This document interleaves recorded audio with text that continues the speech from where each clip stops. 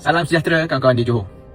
Esok seluruh bangsa Johor akan menentukan masa depan Johor sekali lagi melalui pilihan raya negeri Johor.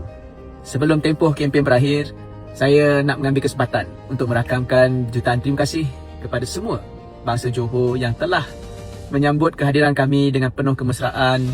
Yang paling utama sekali, doa kamu terhadap perjuangan kami, perjuangan Barisan Nasional selama hampir 2 minggu kami berada di sini.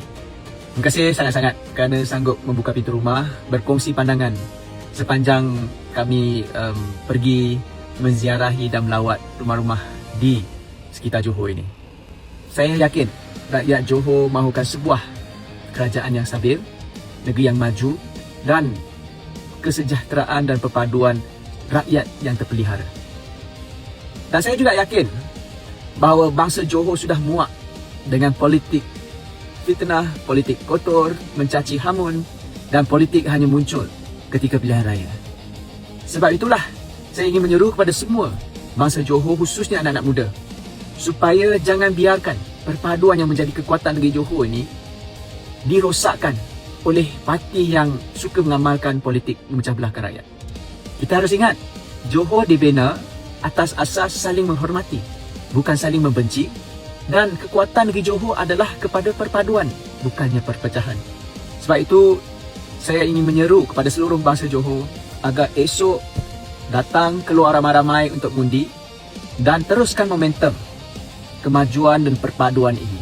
Sekiranya sebelum ini kita lihat kawan-kawan di Sabah melalui PRN di Sabah telah memberikan isyarat yang cukup jelas dan memberikan hukuman kepada parti yang hanya memecah belahkan orang dan penuh dengan penipuan ini. Saya harap bangsa Johor juga sekali lagi akan meneruskan momentum ini dan memberi mesej yang jelas bahawa kita menolak sepenuhnya politik penipuan, politik perpecahan dan politik yang hanya merosakkan kemakmuran dan kesejahteraan kita semua.